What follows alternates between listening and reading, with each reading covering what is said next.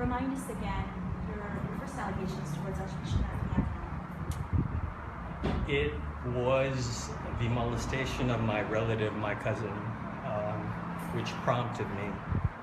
In addition to that, it was what was going on with the church on the island, especially the removal of Father Paul Goffigan, Monsignor James Beneventi, and the neo-catechumenal presence that was building on the island. And that was what that was the last straw when it came out the first time. I felt very impassioned about doing it, but I was on the mainland, and I'm sure quite a bit of people saw my YouTube shenanigans.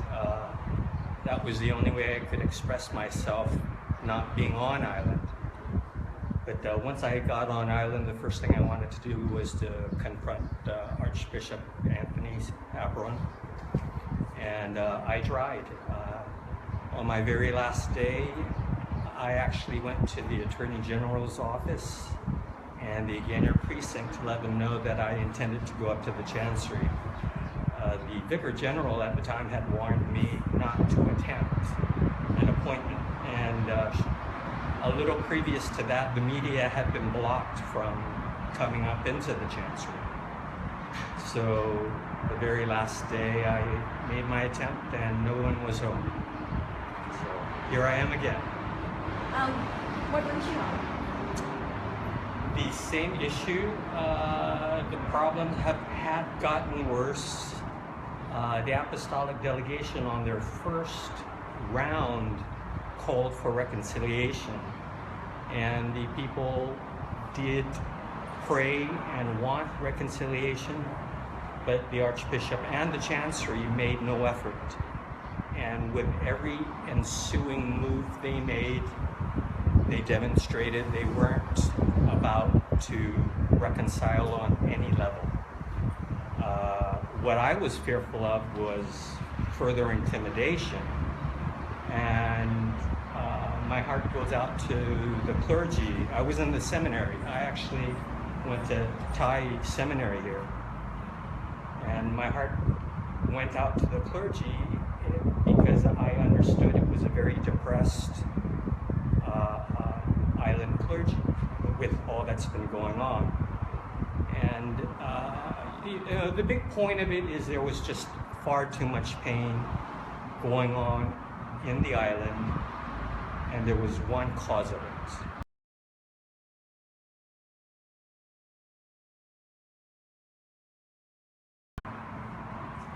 Tell me, it was 2 years ago that you first came out and publicly accused 2014. Fast forward, and you're seeing everyone else, all the other conflicts unfold. What's your thoughts? I think Rome became wise to understand that they needed to attend to the issue. You couldn't be backburnered any further. And left alone, I guess we islanders would be up with pitchforks. But I think it's a blessing that they did decide to come in and reorganize the governance of the Archdiocese.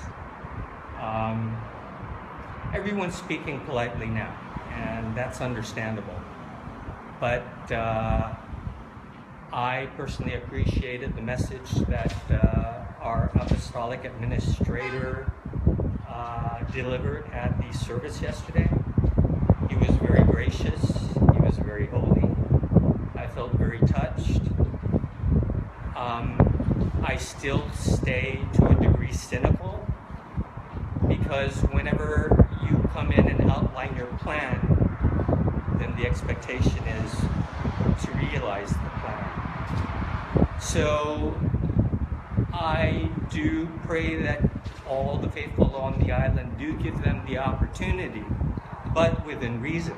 And I do call on the people of the island to understand, yes, Rome has stepped in, but be ready to stand up again if need be. Okay, so somewhat confident in the ability for Archbishop Pai to unify our Catholic Church? Yes, yes. You said cynical. If they know what they're doing and they do this on a global audience, they're in the positions that they are in for a reason. And he himself, as far as I'm concerned, stated his accountability to the Pope.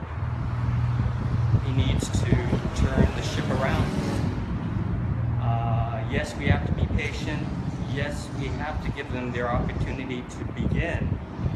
But that still does not say we should sit quietly. I think people should still stand, still be vocal, state our pain, and that's one big core is there's a lot of pain that's still there and that's going to be there. So I hope the outline, which is what I will call it, that he presented will be filled in appropriately with judicious decisions, proper administration, personnel, and I think I personally would say to begin in good faith, redress what Archbishop Apuron had done. Reinstate Monsignor, reinstate Father Goff again, make apologies to those whom he molested. And there are more. More victims. There are more victims. And if anyone feels comfortable in calling me, I'm trying to remember my island number. It's 998-3659, or I can be emailed at johncharlestoves@gmail.com. And the first round I had an opportunity to meet people that way. And there's just too much pain. And especially why we're here today, the pain for the victims. To have carried that for a long time, many others would have gone an extreme self-destructive route, suicide, substance abuse. People become different and we wonder, why are they different? When you're that traumatized and you hold it for those many years, that's a lot of pain. Have you spoken to your cousin since the first alleged victim? Have you spoken to them since the recent coming out of the broken leads of Sonny Canaz's mother, Doris, and of Mr. Kenton, Walter Kenton? Unfortunately, no. I hope I can begin a dialogue with them. I did speak with the victim's father prior to the first time, my cousin. We spoke for about 3 hours, and his position was that his son is his own man, and he'll make his own decisions. If he wants to publicly come out? If he wants to publicly come out, and it's not as easy. When you close that door, you close that door out of an innate need to survive. You don't simply close the door because it's comfortable. You close the door because you're in terror. Are you able to disclose whether your cousin, the alleged victim, is on Guam Island? I prefer not to. No worries. And in November 2014, in a KUM interview, you mentioned you heard of possible victims in the Agate Parish. Are those the same victims that have come forward already? Some of them. I was an altar boy at Agate as well, and I was an altar boy for Father Apuron at the time. I wrote many pieces in Tim Rohr's blog about my perceptions as a child being around Father Apuron, and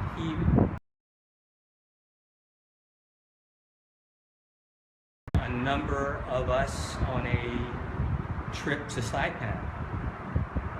And he did not engage anyone. He didn't seem concerned for our well-being.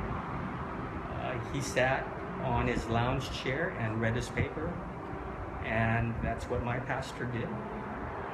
Do you think you paved the way for the other victims to move forward? I think everything had been simmering. I would feel proud if I am the one that I made a fool of myself the first time. And I wanted to show everybody that the Archbishop is human. And I can make fun of him. And you can express your feelings against him without retribution. So I think God really does work in mysterious ways, and it all comes together. But there's much work that needs to be done, a lot of pain to be healed, a lot of support for the victims. I really do call all the other victims to come forward, because you're safe.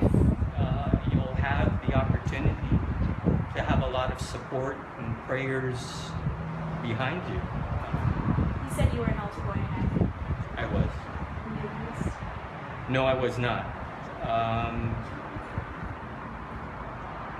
My father's John Toves, and there was a little joke about why he had not done anything with me. And the answer in Chamorro is, sa ilay si Charles. You know, if Charles knew, he would go down and take care of things. Plus, you see me being vocal. I was the same back then.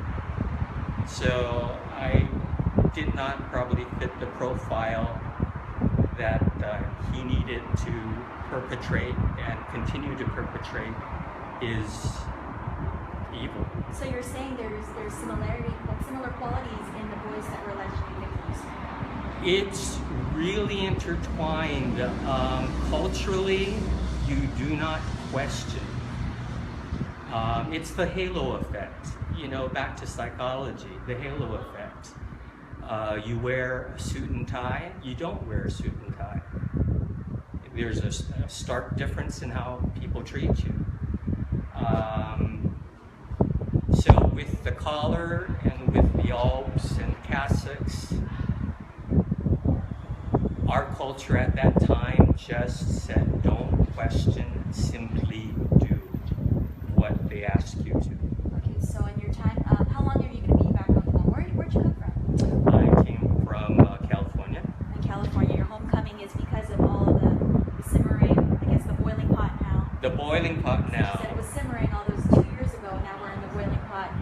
So your purpose on Guam is to help address Correct. issues with Apuron. So you plan to meet with the alleged victims, or have you met already? I've met already. We were classmates.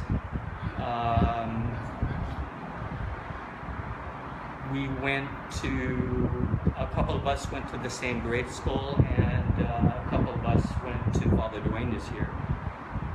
It was a nice reunion, and a lot of warm wishes and hugs. It's very painful. I don't know if a lot of people watch presentations called TED Talks. It's a forum for technology education and No one remembers what TV is. technology education and design. And one particular presenter talked about post-traumatic stress syndrome and how to deal with it. And what happens is there's an unfiled folder floating around in your mind for years, and the body does not know what to do with it. So our job as the faithful is to help all those in all levels find their closure and find their peace. But mind you, there is work to be done. There's much more work to be done, and not to be a rebel, but I don't encourage people to stay sitting, waiting. They're here for a purpose. They should meet their objectives. Corporate America, you be out the door. If Apuron is watching, what would you say to him? What is your wish for the end result? To Apuron, I would say I feel very sorry for you. I hope you find peace in your own self for all that you've done to many people. I hope you never come back to the island. I hope you apologize and show sincere remorse to all the people you've hurt. And my mother probably wouldn't have me say more than that.